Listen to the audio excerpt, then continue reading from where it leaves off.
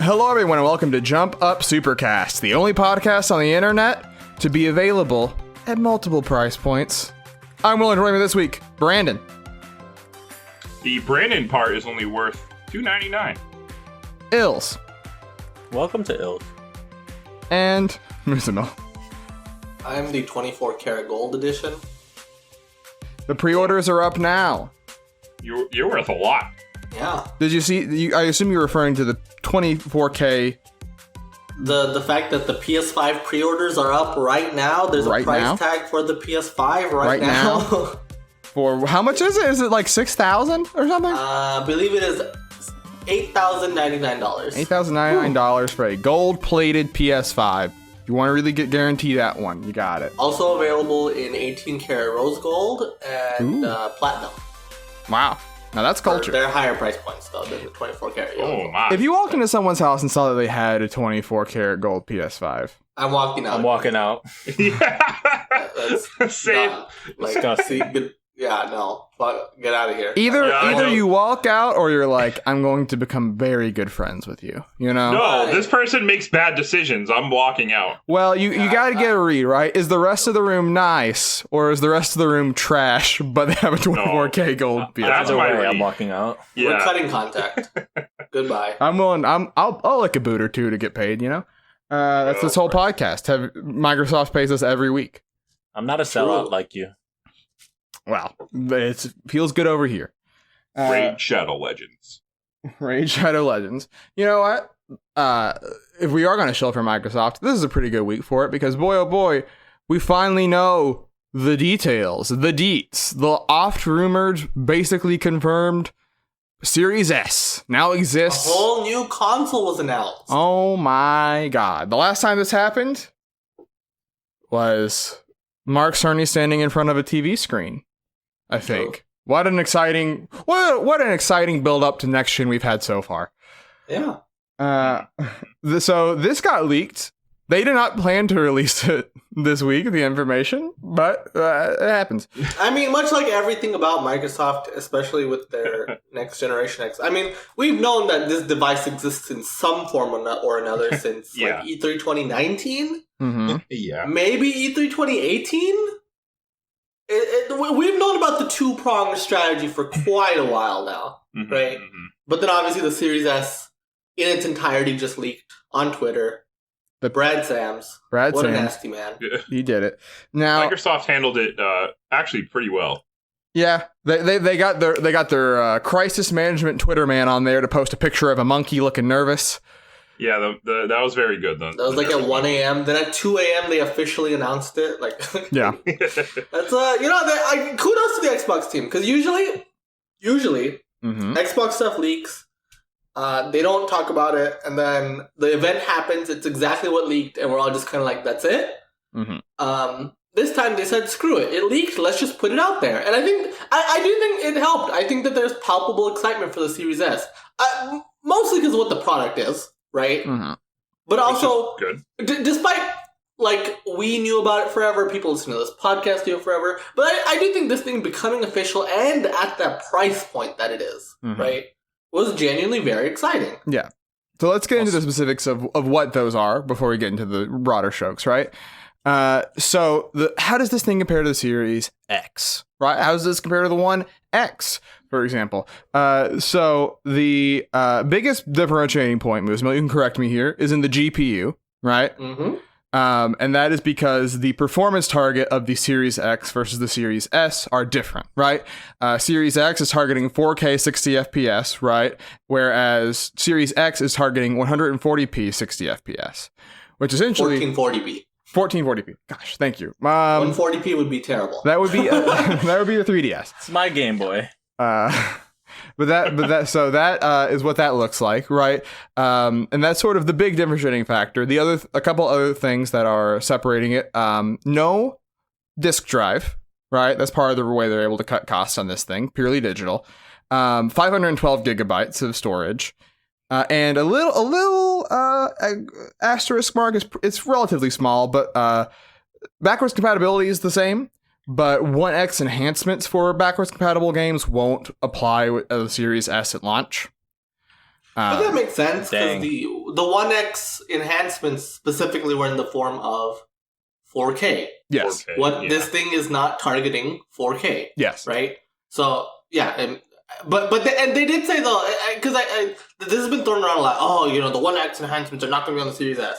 But it should be noted that things will still be enhanced compared to the last generation on the Series S, including faster load times, better texture filtering, higher frame rates, or more higher and more consistent frame rates, auto HDR. Right, there's still a whole host of improvements that are available on the Series S that are not available on the One X. Yeah. It's a little deceptive because like the One X seems to be like when you just look at the numbers, like you just look at like the teraflops, whatever. Like you just like because people and that's a bit of thing, right? People are looking at the teraflops. Oh, the One X is a 6 teraflop machine. The Series S is 4 teraflops. The Series X is 12 teraflops. What? This thing is weaker than the One X, but that's not exactly the case. Yeah. Because, first of all, even just the GPU, it should be noted that the GPU on both the Series X and Series S are using AMD's new RDNA 2 architecture. And so naturally, when you have a GPU from a newer architecture, even though the teraflops, which is a terrible way to gauge performance, is less, it's more efficient, and so it performs better despite at a lower number, right? Sure. And this thing has the same exact CPU as the Series X. This thing has the same exact SSD as the Series X, just half the storage space. Yeah. The RAM.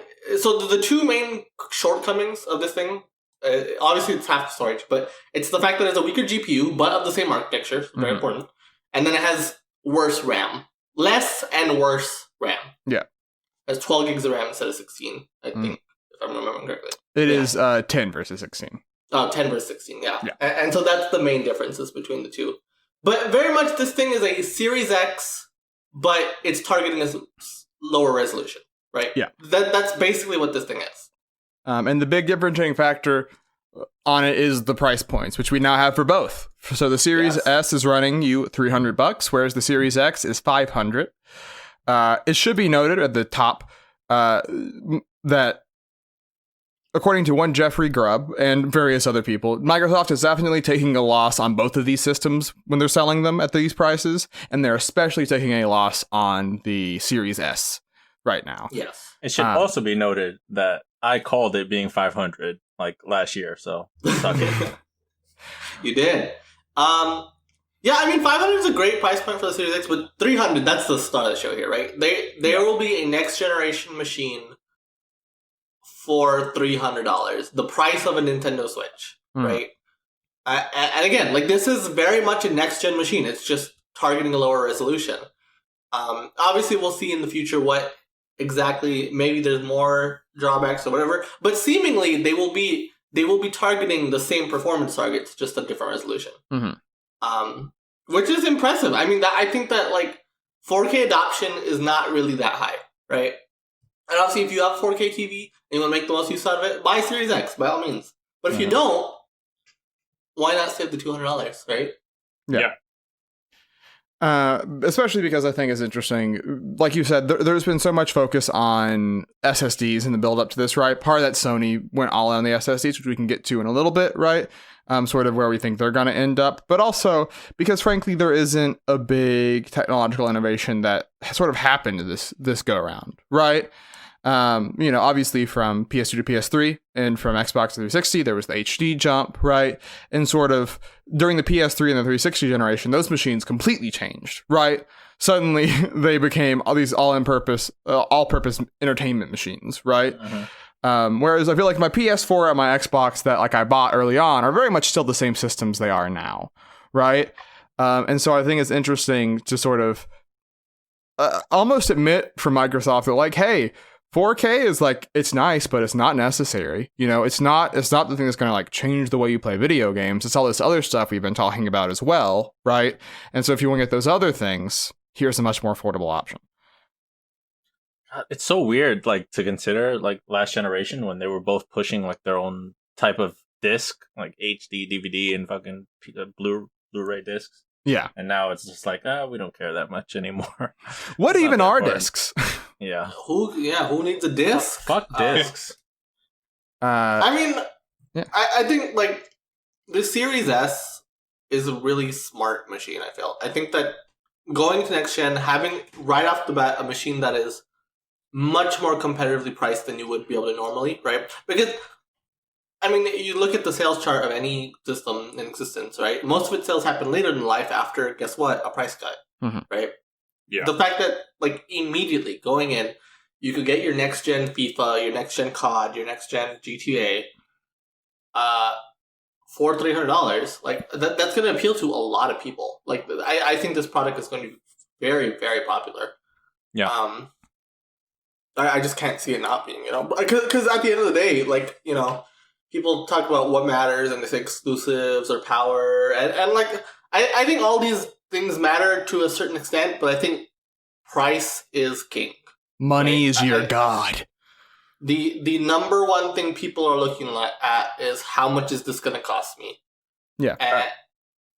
So how are we feeling about Xbox's chances for next gen now?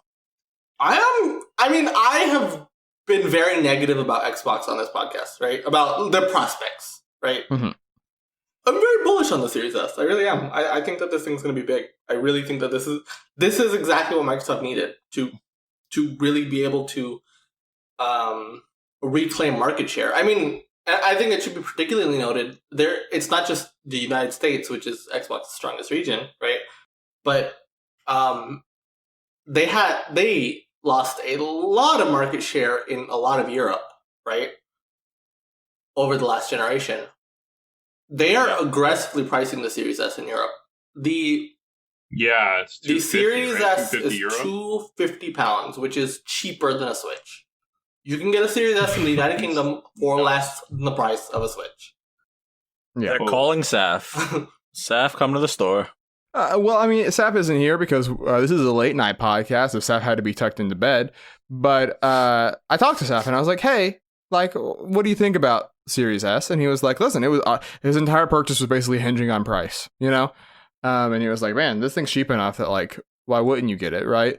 And I think that part of that is it's so weird that we've made it to September without knowing what's like a key part of Xbox's strategy for next gen, but now we sort of have that rollout, right? And sort of they had a video that sort of was a summation of all the stuff we know so far, right? Which was, hey, we have the strongest console, we have the most affordable console, and we also have Game Pass there day one, right? And that sort of is their pitch, right? They're trying to sort of, find the high and the low, and then sort of let Sony take the middle. But I mean, who knows if they'll even take the middle because, the SSD that Sony has is not going to be cheap, So I would not be surprised if the PS5 pulls in at 500 and 450 or even 500 and 550, for the digital and the regular edition. Hopefully we'll find out soon. I mean, I think one of the PS5 consoles will be priced at 500. For sure. Yeah. Yes. I don't know which one, but one of them will be priced at 500. Absolutely, I agree. I want to say something real quick about the Series S as well. One thing I don't think we really touched on is that just the size of it, and I don't know the look of it. I guess we'll talk about that as well. Sure. And some memes, kind of looks like a speaker, like a little like a radio.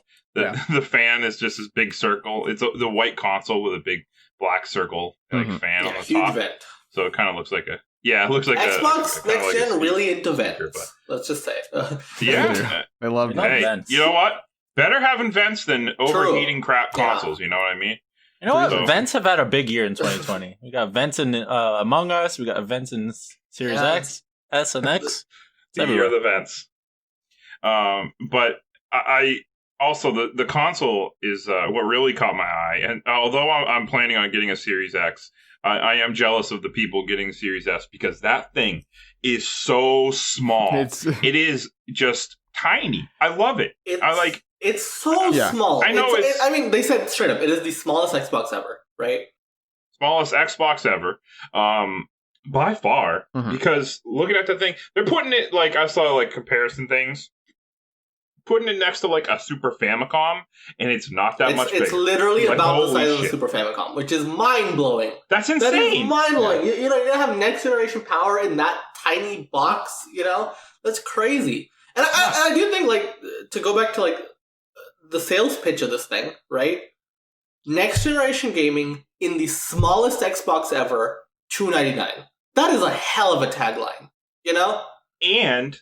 And with Game Pass, hundreds of games. Day one, right? Day one, you gate. have access to hundreds of games. Hundreds of with games. Just this one subscription service, right? And if you get Xbox All Access, which they are rolling out Xbox All Access to many more countries, to many more retailers. So you're going to be able to, this is going to be a purchasing option for a lot of people, right? Yeah. Where you're going to be able to finance this purchase, deal. divide it by 24. It's actually cheaper than 2 years of Game Pass Ultimate plus the console. Plus the console, you save money. Yeah. I mean, Xbox is making a very conscious decision right now that we are going all in on value, right? If you are looking for the most bang for your buck, that's on Xbox. That's the pitch, right? Because it's not just that we have the cheapest console, but we also have a service that, for the price of about 2-3 games, you get hundreds of games, including brand new games on day one, right? You get xCloud. So are we thinking they're going all in on value, and I think that's smart. I think that's a good way to differentiate themselves. Especially with Halo missing. Yeah, especially with Halo. I mean, I feel bad because I think Halo A being good and B being there at launch would have really completed the strategy, right? Because then you're just truly firing on all cylinders. They would be in so much better of a position right now. It's just not having that one big game at launch. I do think it hurts a little bit, It does. But I do think the Series S is strong enough of a product that it is counteracting that a little bit, right? And I think, because, like you said, Game Pass. I think Game Pass is the big differentiator. Like, just the day you start up your Xbox, how many fucking games are you going to have available to you, It's unprecedented. When else has a brand new console come out and you can instantly get hundreds of games? I know there are going to be people who, there are hundreds of games that are already out. Who gives a shit, man? Have you played all those games? And there's so many good-ass games on there that I guarantee you nobody out there has played all the good games on Game Pass. It'll takes that as a challenge. Well, we'll see. But you know what I mean? It's insane.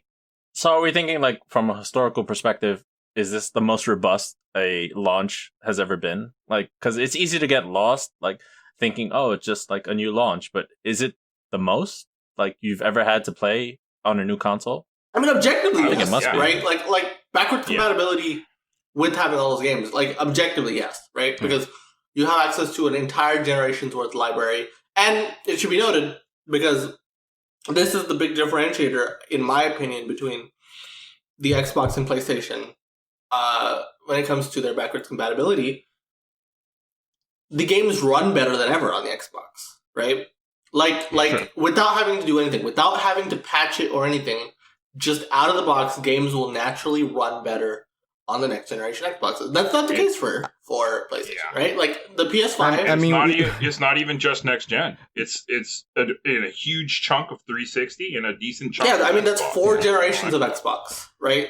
I mean, I do think it's very funny. I think we'll get to it down the line. I think there might genuinely be a remake that is made like unnecessary because of that we'll get to in a little bit. But yeah, I think that does fundamentally change how you look at this stuff. And obviously, numbers about backwards compatibility are always sort of bandied about that. No one uses it, a bunch of other stuff. But not only that, like PS, like they don't even advertise PS Now. Like Xbox is all about Game Pass. So like, I really thought they would go heavier on PS Now. Yeah, even though like they might have similar, catalogs digitally.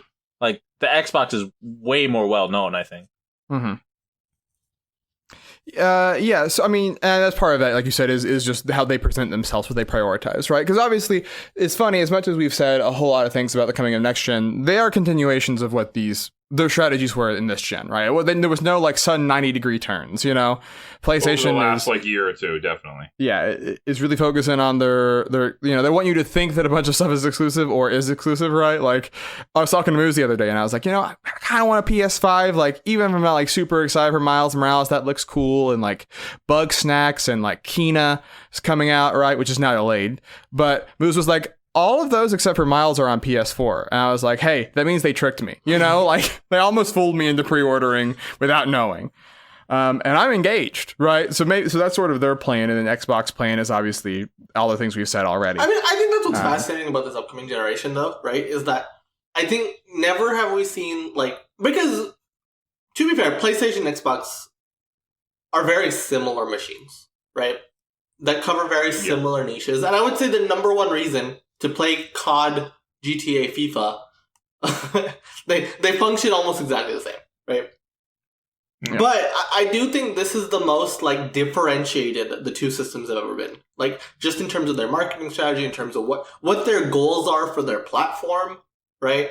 I think they're going for very different things, and that makes it exciting. I think this is what also really helps to tie it back to the Series S in particular, right? Over the last generation, multi-console ownership is the highest it's ever been. Right? In the United States, I should say. Right? I think that the Series S is a very smart play for, look, this doesn't have to be your only system, right? We are not trying to be the only place you play games. We just want this... That Nintendo We just want this to be at least one of the places you play games, right? Yeah. Which is honestly a very Nintendo move, right? Nintendo... Yes. They straight up said that, too. Yeah. So I think that's interesting. I think that it'll work out, right? I think that more than ever, we're in a situation where all the consoles can be unequivocal successes, right? I mean, that's also true of the last gen, technically, right? PS3 ended up catching up, so all the consoles did super well. But so I think just a very well-handled set of announcements with a lot of, it's hard to have a good announcement if there's not good content, though, and there was good content here, right? There was just plenty there that you look at and say, oh, this feels smart, and, like, it's aware of the moment it's in, from Xbox.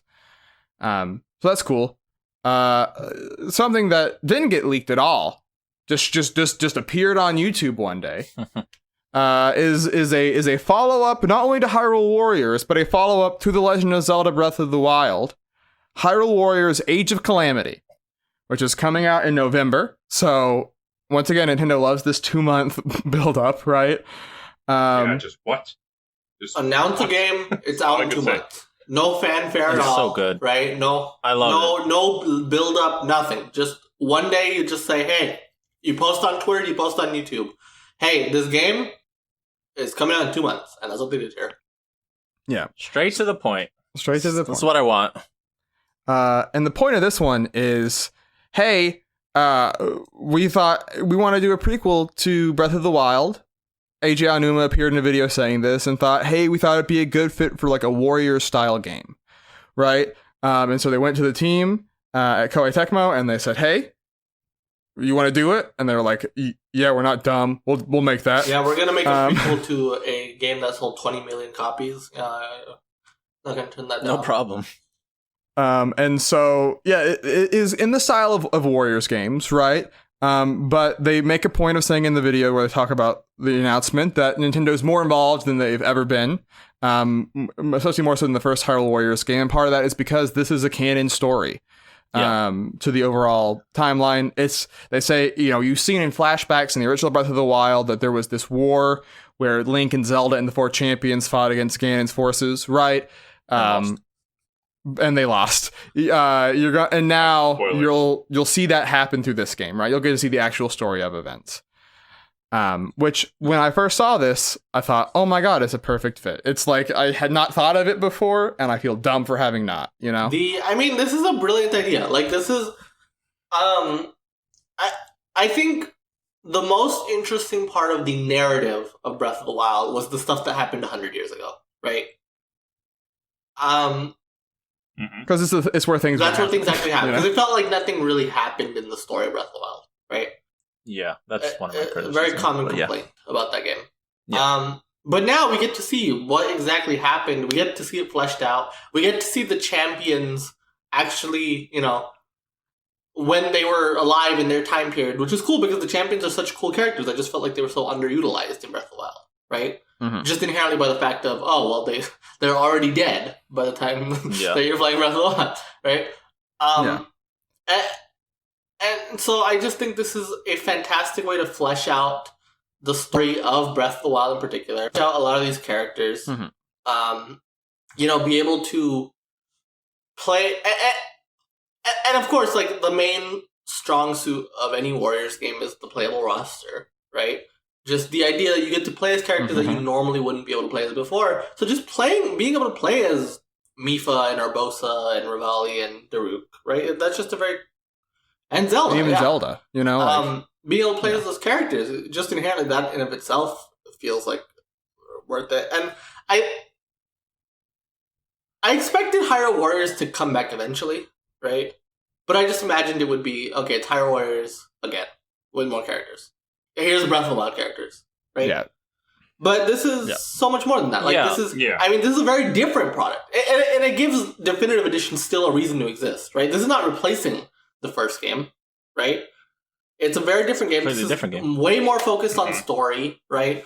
The graphics are like Breath of the Wild, which I love because that art style is wonderful. So getting more use out of that, I'm very for, right?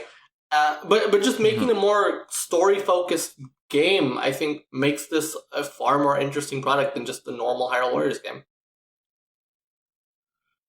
Yeah, that's what I was going to say. Like, this game, compared to other Warriors game and compared to the previous Hyrule Warriors, it has to have, like, somewhat of a bigger story focus.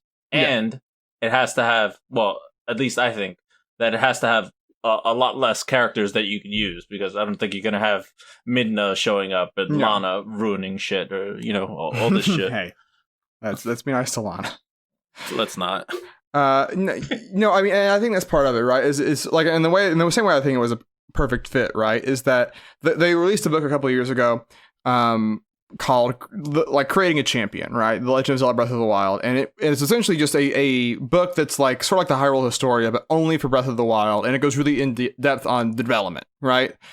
And part of the thing is that originally for Breath of the Wild, the memories weren't there. It was way more of, or at least the way you discover them, it was way more of like a clear 1, 2, 3, 4, like rediscovering everything, right?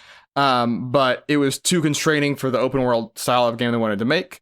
So essentially, they wrote out the entire timeline of the war, right? And it's all in that book, and including battles, when things happened, you know, everything else, right? And I imagine they sort of looked at that and said, you know, we wrote all this stuff. We should have it be in something besides a dumb book, you know? And so I think that's part of the reason that I think also I'm excited for is like, this isn't just like a slapdash, oh, we're just going to suddenly have this backstory. It's like, no, this is, I think, something that they've had in their heads even when they were developing Breath of the Wild, right? Telling a story like Breath of the Wild's going to be a trilogy. Yeah. It's going to be a trilogy. Do you think... God bless. I do think it's interesting, but like one of my main, maybe not concerns, but like something I'd look at is that when you're writing like a story, if you have to go back and tell the prequel tale, it's usually like, it's kind of like weird footing to be on. I mean, I believe this game is going to be good, so let me just say that right out flat. But like going back and telling the stuff that happened before is, you know, it doesn't always work out. Yeah.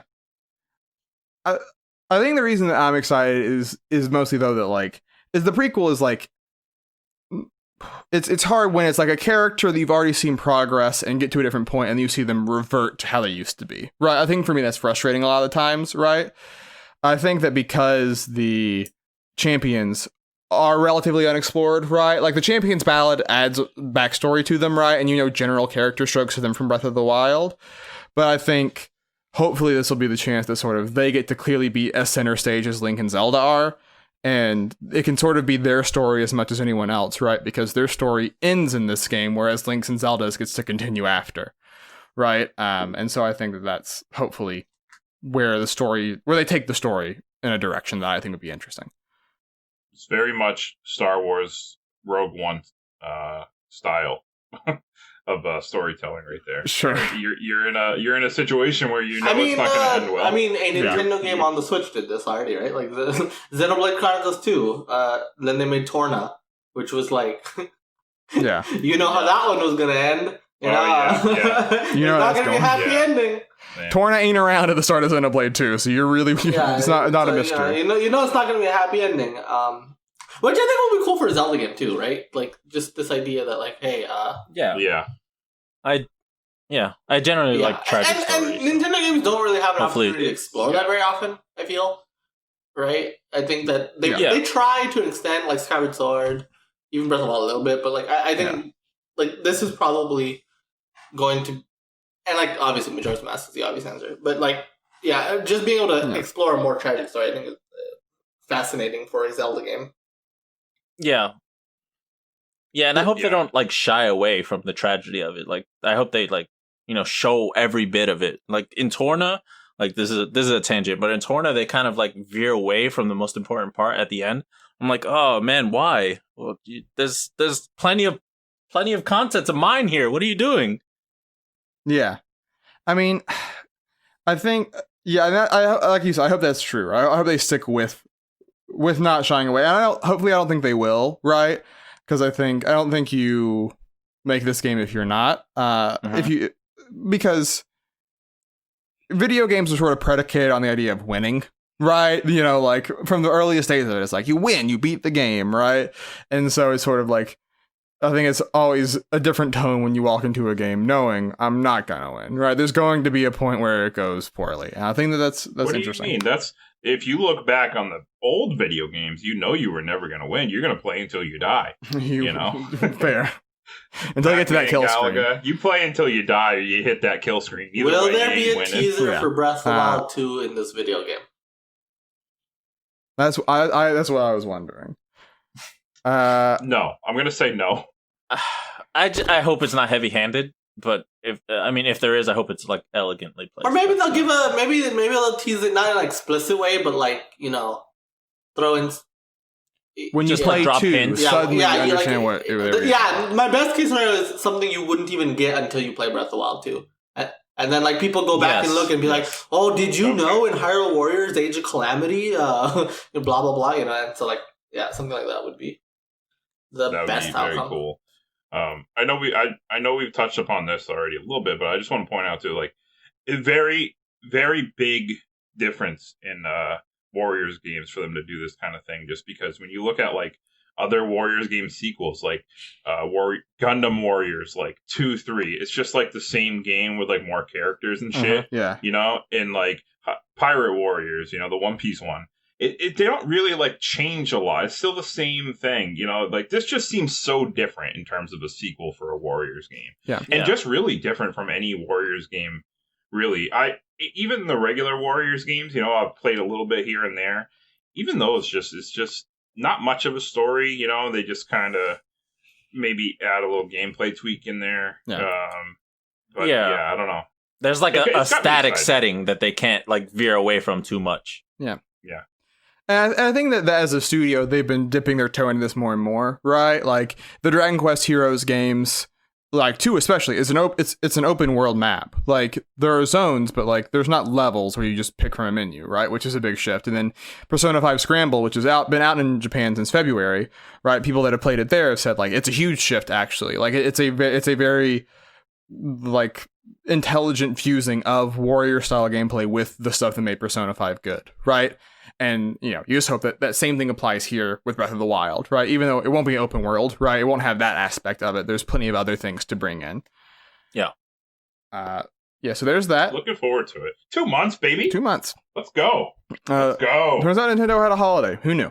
So that is... there was one other gaming event going on this week, which was Ubisoft Forward Part 2. Did they confirm that they were doing another one after this, or? I don't think so. They might have. I don't know. I think they might have just been like, I don't think. I think it was just like a look forward to future news and things. Updates. Yeah, I don't know. Because in the first one they confirmed. But anyways, this one, they talked about a couple things, but I would say the one of the focal points was Phoenix Rising, which is formerly known as Gods and Monsters, coming out in December. Immortals Phoenix Rising, thank you. It's had a fair amount of redesign since we first saw that unveil. Yeah. Right? There's a ton of previews out, so you can get all the impressions you want, right? The game, when we first heard about it back a year and a half ago at E3, people said, hey, it's heavily inspired by Breath of the Wild. Guess what? is still heavily inspired by Breath of the Wild. In a pretty blatant way, we should say. Like, I mean, whether you knock it against the game or not, I think it should be noted that it is so heavy-handed in its inspiration of Breath of the Wild, right? Like, yeah. You know what? I think it's inspired by Genshin Impact. Inspired by Genshin Impact, which is an entirely unique game. When is the main character named Phoenix? The main character is that right? is Phoenix. Yes, I think so. Yes. When Phoenix whips out the magnesis, it's like the oh, UI for. I mean, like the way it moves and everything is just exactly the same, right? It's funny in the. I mean, I think they did change it a lot from the beta build, but the beta build it used to even have like straight up the Breath of the Wild stamina bar. Yeah, it had the Breath of the Wild stamina bar and the Assassin's Creed Odyssey UI, and you're like, well, I can see the two games they're drawing us like inspiration from. But I think there are some parts of this game that I look at and I think look really good, and there are parts of this game that I look at and I say, is this an old build? Which it might be. It should be noted, because a couple of the games that showed up in this presentation, and now seemingly maybe even Assassin's Creed Valhalla, we now know. Yeah. I mean, we saw that with Halo them. Infinite earlier this year with Microsoft, right? And so it makes you wonder, like, oh, does the shift to work from home make it harder to have a demo build for your event, right? Do you just have to use an older build for those purposes in the world we're in? So it should be noted with a grain of salt. Woes with the pandemic obviously take place in ways that sometimes we don't think about, right?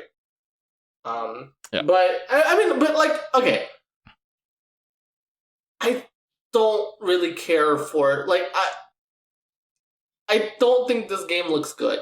I don't. I just like. I think it's the art style is not very good. I think that the UI is so cluttered and so nasty, and it just looks like a. I don't know. To me, it looks like a soulless Breath of the Wild. Maybe there's some appeal to having a Breath of the Wild like game, especially on consoles that Breath of the Wild is not on. Yeah, but. Yeah, I mean, my sort of thought is, like, I think the obviously comparisons to Breath of the Wild make it hard, but I think it's unfair to expect it. But, there's a difference from inspiration and just straight up, like, we are trying to ape this game, right? Like, this game is so close in its DNA and everything to Breath of the Wild, and so, like, obviously, you can say it's not fair, but, like, the comparisons are going to be made because. Yeah, but I mean, we've had like Code Vein, right? Is anime Dark Souls, and it's just obviously anime Dark Souls, right? Yep. There's a ton of Pokemon ripoffs that are clearly just playing from Pokemon, right? I've been playing one of them, right? And it's one of those things is like, when you play them and you know what you're getting when you're walking in, right? It's like then you're fine, right? Now it's not for everyone, right? I don't know if I'm picking this up at $60 because Ubisoft's games drop fast in price, right? But I think that if we want. I remember we had conversations back in 2017 about how influential Breath of the Wild would be, right? And eventually, with thinking that it'll be influential, you're going to have games like this, right? We have to come up with a name for Breath of the Wild clones, like Souls-like. Yeah. Well, the official genre name of Breath of the Wild is Open Air. Open air, that's true. Not open world. Open air. That's not as good. Wild style's better. Wild style's trademark that shit. Perfect. No problem. Yeah, so I don't know. That is what it is. Another game that is what it is a remake of the Prince of Persia: Sands of Time. Is coming out. So this is a remake, right? It's in the name remake, but like this is a remake. It's a remake. I'm baffled by that then because. This game is hideous. I'm baffled. Yeah, I was gonna say I'm baffled because why does this look like shit? Now we know that that was an old build. They've updated. They have screenshots with an updated. But why did they release that? Where there is actually there's other confusion though about this. Like I get it. I just came up with an excuse earlier, right? Pandemic, all that stuff, right? But the officially like for the trailer, I understand. But all the screenshots they gave us. After the event came from that same build. And I was like, this just looks disgusting. Then later they're like, oh, here's a picture of the newer build so you can compare. But like, Yeah. Why even release those screenshots though? Those did Ubisoft not know those things would be poorly received? Like it looks ugly. I didn't even know. Wow, I didn't even know there was newer screenshots. Like, what the fuck? I mean, it looks large. I mean, it's still it's not like it's going to change your entire impression, right? But there is actual lighting in the game now, right? There is shading, right? Which in that trailer there wasn't. It looked like. Yeah. It looked like when we didn't have technology for that stuff, right? I don't want to talk about it. It looked like a PS3 360 game. Here's the thing, though. Ubisoft has messed up a Prince of Persia remaster before, right? PS. Well, it wasn't a that was a reimagining. Reimagining. The Jake Gyllenhaal one was not a one. They've messed up a comeback at an old Prince of Persia game before. This is not and so I am naturally hesitant, right? Yeah. I mean, I think it looks like so far the only thing that they're updating is the graphics. So yeah, like the gameplay looks sands of time. Exactly the same. The gameplay holds up. That's a very good game. So. Yeah. Though I mean, it is currently available, backwards compatible on your Xbox One with 4K HDR and a higher frame rate. So might be better than the remake. It might be better than the remake. That's what I was alluding to earlier, by the way. Was I looked at this and I thought, maybe I just want to buy that. And then the last thing, this is just nice because 10-year anniversary, Scott Pilgrim vs. the World, a game on the list, is getting is it definitive edition? Is that the phrasing that they use? Complete edition, which includes essentially they had 2 pieces of DLC for the game. One had Knives Chow playable, the other one had Wallace Wells, and Wallace added online multiplayer. So it's basically the same game, but with that included now. Now the reason why that's notable is because Scott Pilgrim vs. the World had to be taken off of storefronts only a couple of years after it came out. Because of music rights issues, I think mostly with Anna Monoguchi, who did the soundtrack. Clearly, they've settled it. And now it'll be coming out this holiday for everything. Here we are, baby. Yeah, coming out for Switch. I mean, very good game for the Switch. Yeah. I'm just really happy because I'm happy. Actually, I'm also sad because I wanted to eventually sell my Xbox 360 with it already downloaded. Yeah, you missed your chance. I missed it. God damn it! $5,000 down the drain. Son of a bitch. But I'm very happy that people can play this game again. People who haven't played it, and also people who, don't have a way to play it anymore. Now they can go back, and because this game's it's a very good game, and I'm very happy to see it back. Yeah, I'm definitely buying it again. I remember I had a friend over, and they wanted to play it again, and that's when we found out that it was delisted, and we were so fucking pissed. So yeah, it's good that it's coming back. Now it's online. Which is funny because for literally years, the creator of Scott Pilgrim, Brian Lee O'Malley, has been on Twitter being like, I'm trying, just give me time. I really want to get this back. And clearly it worked out. Yeah, now he's just like, I think he even tweeted about it, like, hey, now you guys stop bothering. This game was like the poster child for what the dangers of digital distribution, right? For so long. So it's nice that it is getting a... Yeah. I mean, I'm a little baffled, though, that they're not doing a physical release of this after, Yeah. Yeah, Limited Run. Limited Run was like, yo, get on top of that shit, If this game is... I mean, I would hope that Ubisoft got a much better licensing deal this time to make sure something like this won't happen, right? We'll see. But it's nice that it's coming back, for sure. Yeah, it feels like you could definitely do a surplus charge in that physical edition too, and you'd be playing off people's fears enough to where they would pay. Yeah, come on. Yeah, sell it for $50. People would be like, "I'll do it. I don't care. I'm not taking this chance again." So that was, I think, the stuff that I saw. One more game announcement. There was a, what's it called? Riders Republic. I already forgot what the game's called. To be honest, Riders Republic. Riders Republic. I should be noted, every single one of these games come into Google Stadia. And Immortals has a Google Stadia demo that's exclusive to Stadia. Let me tell you, there is no company that is more loyal to their partners unless they're their female employees than Ubisoft, and that's a fact.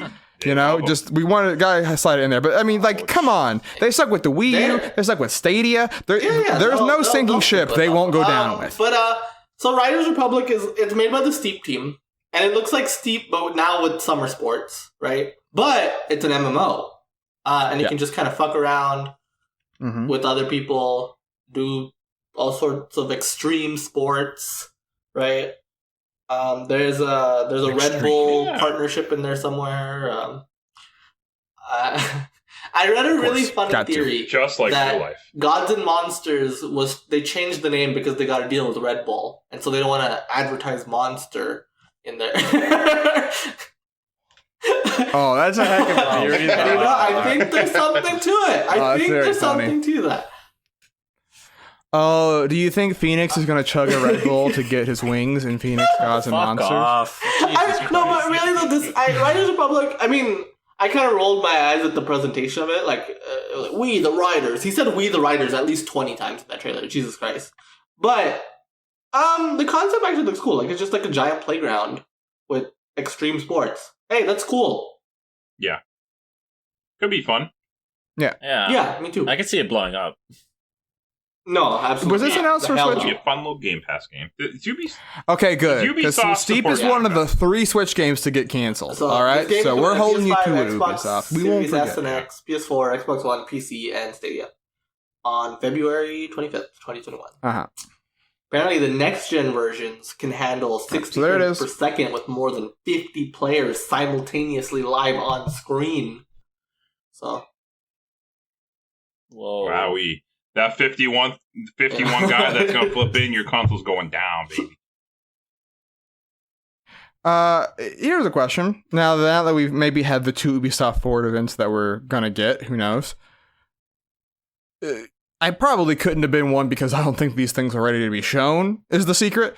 But what? I mean, I think two? what happened, I think it's pretty clear What? that this was going to be one big E3 presentation in June, and then a global pandemic happened, right? I think that is exactly what happened. Is that, this was going to be, because if you add it all together, that's a Ubisoft E3, all right, but obviously, this is a very weird year, and so not every team had something ready at the same time, and so you have to split your events into 2. However, I would like everyone, all the haters out there, to apologize to E3 right now, okay? Because clearly this shit is not better than E3, okay? Having the news spread across 3 months is not fun.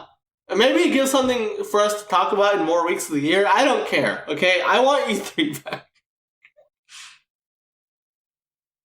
Bring it home. Same, brother. God. I miss nothing, and I regret nothing. No, I miss E3. I really do. I need that overload. It's not the same anymore. I'm going to miss it a lot. And it's almost guaranteed that it's dead, and I'm going to miss it. You know what I'm saying? I wish... I almost... You got to wonder, if COVID wasn't the thing, right? E3 was... But it was going to happen this year, anyway. And if E3... It was. But if E3, went away and COVID wasn't a thing, would you still think that everybody would just be like, hey, it's June. Let's all get together and release... I don't know. It's hard. I mean, I'm I do think a lot of companies do see this opportunity of we don't You're have evil, to. Man. We no longer have to make sure to get all our ducks in a row for one particular month in the year, right? We can just release marketing materials when they're ready. When games are ready, we can talk about them. Yeah. Right? Yeah. If you're a publisher, there has to be an appeal to that, that's right? True. I mean, and also E3 was... I think these publishers are looking at the also an viewership investor numbers thing. of these things. Hey, they're very good. Spoilers, right? Yeah. Yeah, they don't give them and you're spending less than ever, right? I mean, let's be honest. Nintendo figured this out 8 years ago, right? Yes, they were still part of E3 for the longest time. Yeah. Up until it died, but on the show floor. Nintendo figured this out already 8 years ago, and now everyone else is kind of catching up to this idea that oh, hey, we can spend way less money. We can do this whenever we want. And we're still seeing the same exact level of engagement, if not even better. So, yeah, why wouldn't you? If you're a publisher, why wouldn't you do this? Because also, I think, the thing I noticed this time in particular is that there were so many impressions of Immortals just the minute that conference was over, right? And there was a lot of sponsored previews too, right? Like I saw Game Grumps, I saw a bunch of YouTube people that normally don't do previews had that game, right? So clearly they cracked the code on getting this to people, right? Which is generally supposed to be one of the upsides of E3 is you can get the game into so many but with hands digital really distribution, quickly, right? Like, but in the digital age, with digital distribution, who that's straight cares? up just not an issue anymore, right? Like we have ways to get around that, and especially with streaming, right? Because I think a lot of people said with the previews they played that they played the streamed versions, right? Which is to say, you don't even have to worry about like security reasons then, right? Because the thought was you just don't want to give it out to everyone because you can literally throw a demo on Google Stadia and then limit how much they can play, how long they can play, whatever. You can limit that all on the back end, and then you say you can have access to this content up until July 7th, whatever, and then July 7th happens and there's no code for them to steal. There's nothing that you could do that you can't data mine that, right? That's completely secure. And so it works out really well, and it just works very well for these companies. And let's be honest, like it got a game like Immortals way more attention because if this had happened at E3, right, Immortals would have been at the Ubisoft conference with all the other games, Assassin's Creed Ragnarok, Watch Dogs Legion, all these other games, right? So already competing within Ubisoft. But also, then the next day, Nintendo's E3 and Breath of the Wild 2 trailer drops, and we don't care about Immortals anymore. Why? Because the Breath of the Wild 2 trailer, right? But Ubisoft was able to get all the attention to themselves for at least a day, and that's valuable to a company. Yeah. So there it is. That was Ubisoft Forward. One final piece of news, I guess we'll throw it in there. We talked a little bit about this before, but further confidence, I guess, to the rumor from Bloomberg reporting. What's their first name? Mochizuki? Is it Takashi Mochizuki? Takashi Mochizuki, big Japanese reporter, mostly on Nintendo stuff. Said Nintendo is upped their expectations for the number of consoles they're going to ship this year. Initially, it was 19 million for the year. They're up to 30 now. Which is, by the way, it would be DS numbers, which is insane. But also 30 million, we are, if let's say the best case scenario here, right? And they live up to this 30 million number, that would single-handedly be the best fiscal year a console has ever had, period. Just period. And would in a year outsell Wii U and GameCube, right? Combined, I should say. Might as well throw in that figure too, why not? So it's disgusting. The level of performance which is at, obviously they're seeing very high, because the big question was they had a huge April to June first quarter of the fiscal year, right? Which also aligns with A, the release of Animal Crossing, but B, the first 3 months of quarantine from this pandemic, right? So the big question was, is this just a temporary bump because people have nothing to do during quarantine? But the answer seems to be they are sustaining that level of demand throughout the year. So, yeah, sure. It's going to be a big year. So big year. To see it. Part of it, too, though, is also that Mochizuki said that when talking to developers that Nintendo had reached out to, Nintendo had said if they were developing games for the Switch, prepare 4K assets potentially, right? Which make your games 4K ready. Yeah, was the specific verbiage. Which further, he's the same guy that said a couple weeks ago that the Switch Pro, whatever you want to call it, is in development, right? And that they were looking at maybe targeting 4K. This seemingly leads more credence to that. What does that even mean, though? Make your games 4K ready. Nintendo comes knocking at my door. I'm making a game for your system that outputs 720p at best. Yeah, so what am I doing? Make your game. What the fuck does that even mean, Nintendo? It was explain the magic of DLSS to me, because everyone just keeps saying that. I would love to, actually, because I do think there's a decent chance that what this means is, because as you may or may not know, Nintendo, the chips powering the Nintendo Switch are made by NVIDIA, right? Nintendo has a partnership with NVIDIA that is going to last at least 10 years. They signed a really long-term contract. And on the PC side of things, as of the RTX 2000 series, which came out 2 years ago, NVIDIA has introduced this technology called DLSS, Deep Learning Super Sampling. And to put it as simply as possible, basically what the game does, what the technology does, is it allows your device to run the game at a lower resolution, say 1080p. Obviously, when you run a game at a lower resolution, you get better performance, right? So what you can do is you can run a game at 1080p potentially. An AI, tensor cores in the GPU will upscale this game for you to 4K, from 1080p to 4K. It looks like it's rendering the game natively at 4K, but you are getting the performance at running it at 1080p. So you're running the game at low resolution, but it looks just as good as a native 4K game, which is basically just magic, right? And I think that's particularly cool. I mean, particularly it could be very good for an underpowered piece of hardware like the Nintendo Switch, which has to worry about portability, battery life, etc., right? And is just, is in a different form factor, a much smaller form factor. Potentially, you can have something that runs at a much higher resolution than it has any business doing, while still running really well. That all sounds very Nintendo. I mean, it sounds like something Nintendo would be interested in, right? Yeah, exactly. Yeah, it sounds just right up their alley, like stuff that they would really want out of their consoles. So yeah, so maybe that'll happen, maybe that won't. But either way, I think it's interesting. That is the news for this week. That is there's a big week in news. Good lord, big week. Rumblings that make it a PS5 price next week. I mean, they got to do it eventually. So we'll see about that. But until then, we have more important things to do by putting another game on the list. The list. Follow along every week as we add a game to an ever-growing list of over 211 games. Boy, oh boy, so many on there. What was added last week? Super Mario Galaxy. Where did Mario Galaxy get?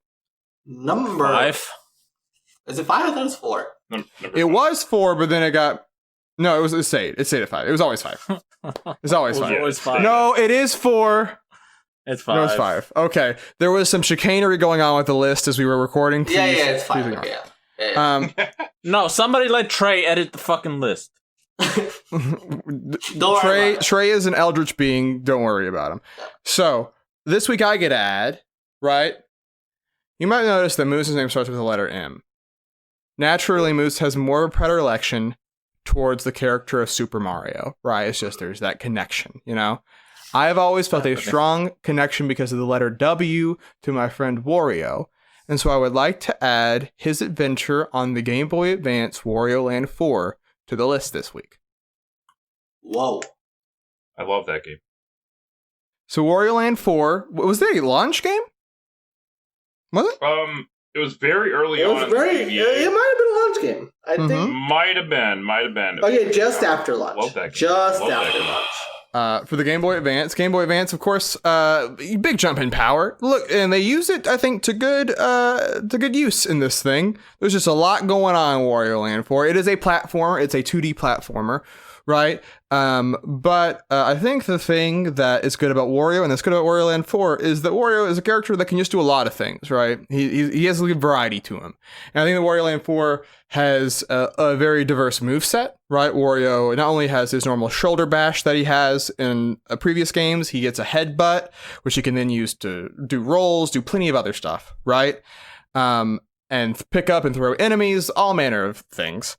And by doing that, the game can have really diverse level design, right? There are some levels that are more traditional platforming. There are some that there's like a whole pinball level, world. There's a whole like a Toyland world. There's just a lot of variety to it, in a way that I think is keeps you on your toes. And then also just a deeply weird game. Just Wario's driving in the desert. He finds an ancient pyramid. A lot of stuff happens. And I think it's just a very, very impressive video game to have, especially when I was a kid and I went from the Game Boy to the Game Boy Advance. I was like, oh man, look what can be done. Take that, Mario Land. I didn't think that as a kid. Wario finally gets his... Gets to stick it to Mario. You know what? The whole time you were talking and saying all these good things about the game, one thing I was doing was I was nodding my head because all I could think about was the fucking funky ass beats in the soundtrack in this game. heck of a soundtrack. It's a great soundtrack. It's so good. I mean, here's my hot take about Wario Land 4. I think this is one of the finest examples of level design that in a Nintendo game, and therefore in a video game, period. Like, I think that the creativity at display from level to level is just genius, And I'm glad that's the case, because the GBA didn't get its own Mario platformer, right? No. It's the only Nintendo platform to I got all the previous ones, but no new ones. Ports of all of them, right? Better versions, in fact. Like, it has the best version of Mario Bros. 3, right? But it does not have its own, but it does have Wario Land 4, and Wario Land 4 is just, this is like top tier Nintendo platforming. It really is. I think this stands among some of their best 2D platformers. One of the things I think that's so cool about it is the final run out of a level, right? Because Wario, he jumps into these portals, right? And you get to the end and you jump on the thing, and then a timer pops up, right? And suddenly you have to get out before the timer runs out, or you lose the level. And it's so cool to see, like, to run basically back through a level and, like, see different routes that now are available to you going from one direction to another, right? And like you said, I think that speaks to very intelligent level design, right? Is you have to be able to think both forwards and backwards when you're making these things for every level in the game, basically, which I think is cool. It also makes me miss that Nintendo used to make these games themselves, right? I mean, there's only been one Wario Land game since then, and that's Wario Land Shake It, but that was not made by Nintendo. It was not as good. But, this game, fantastic. I miss this franchise, Yeah. I miss Wario Land as well. And while I think Goodfield did a pretty good job on Shake It, it's not as good as Wario Land 4. But, man, I really want this franchise to come back, because it's just fun. Wario is it's a different side of things. And it's very so different, wacky. I feel, from Nintendo's usual fare of platforming games. Yeah. I know people like to lump all their 2D platformers into one, like, mishmash, like, they're all the same, right? Mm-hmm. But I really think Wario Land sticks out in such an obvious way. I think that, just the aesthetic in of itself, right? Like, the aesthetic, it's not going for a cutesy aesthetic, right? Yeah, a lot of Nintendo platforms. It's actively going against it. What's up with that black cat? What's up with that? The man with the exposed brain. Who is he? What's going on? Some of those bosses scared me as a kid.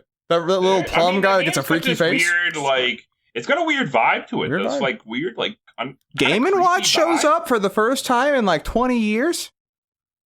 Yeah, what's Game & Watch doing there? Anyways, it's weird. And it's got a lot of these like cool little mini games on it that almost like they the Wario driving game where you hop over the cactuses. Yeah, they kind of what's the word I'm looking for? They precede WarioWare Inc. Like it kind of felt like a predecessor, in a way. You know that game. You know the game where Wario's jumping over the cactuses. You know the no internet game with the dinosaur. Yeah, on Google. They owe Wario money. Pay him. Yeah, everybody owes Wario money. Everyone owes Wario money.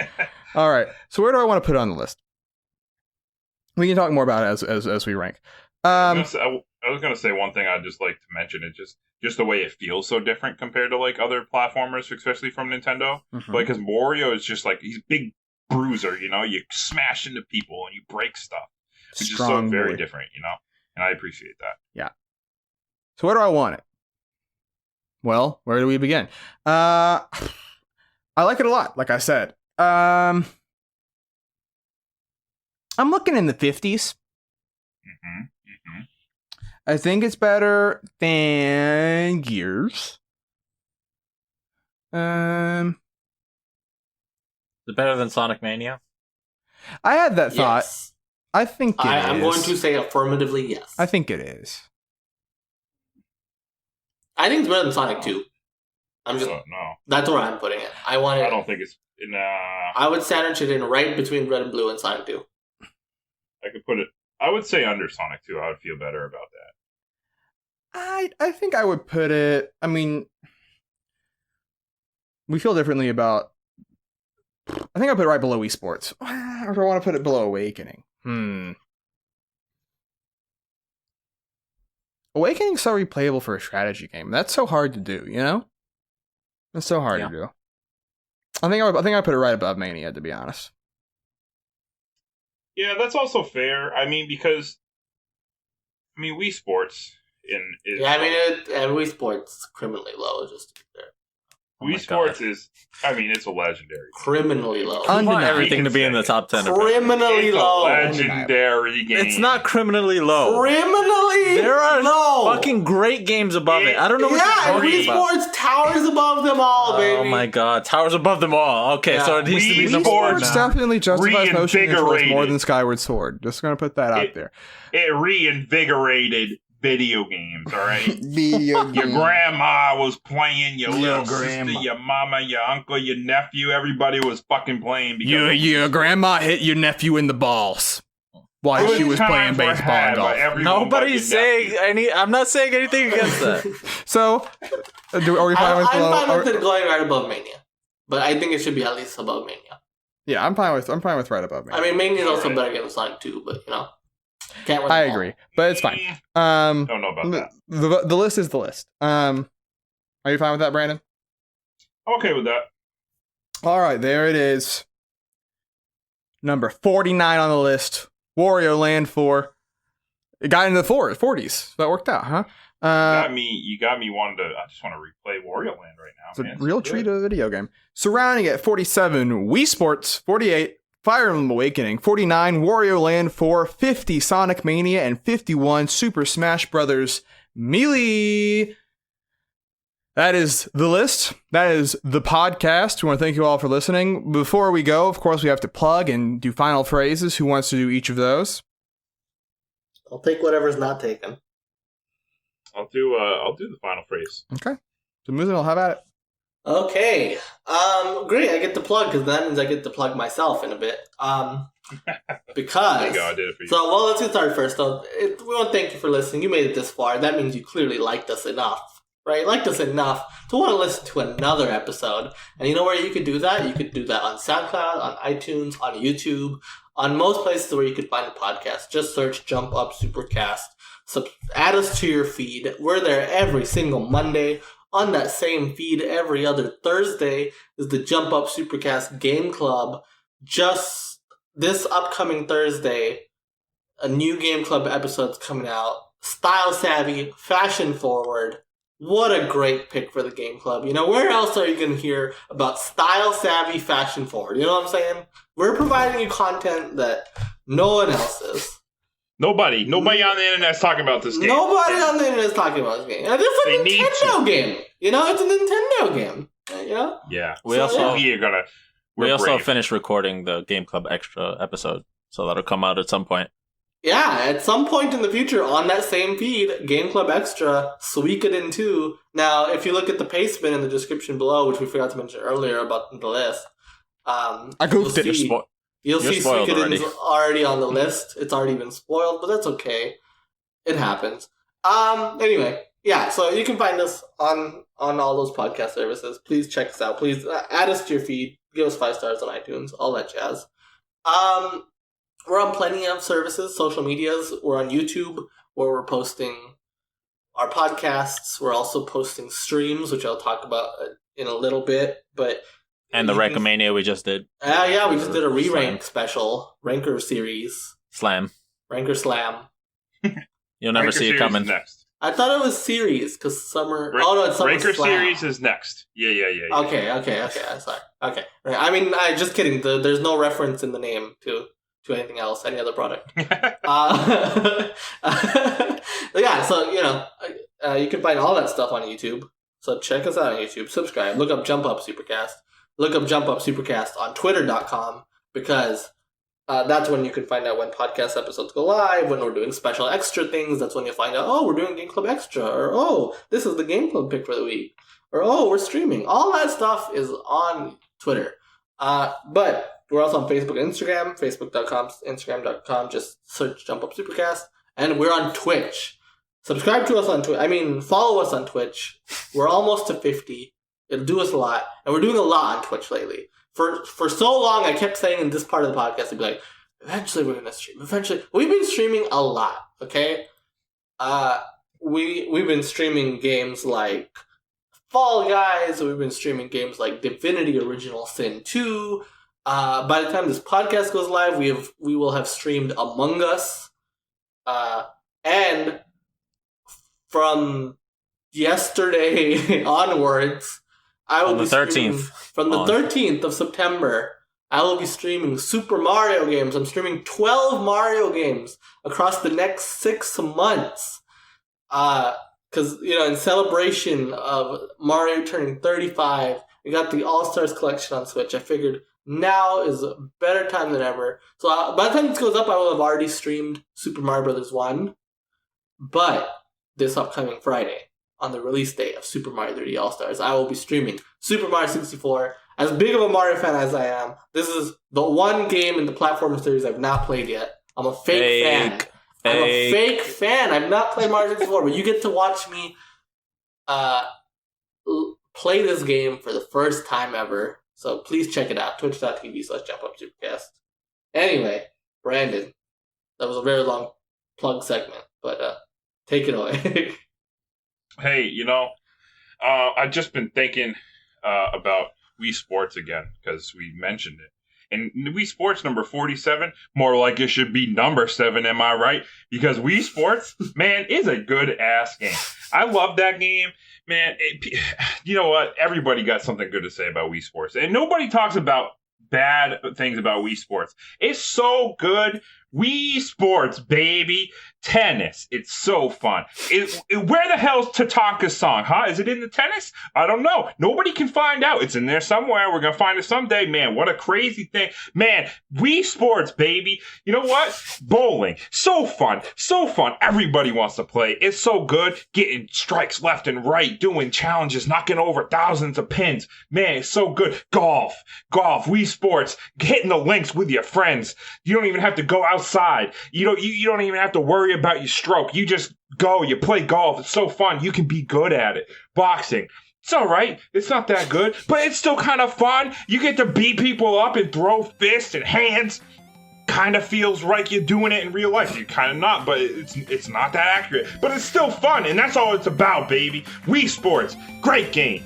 Move it up maybe sometime. Let's go, baby. Was that a reference? No, I just felt like talking about Wii Sports.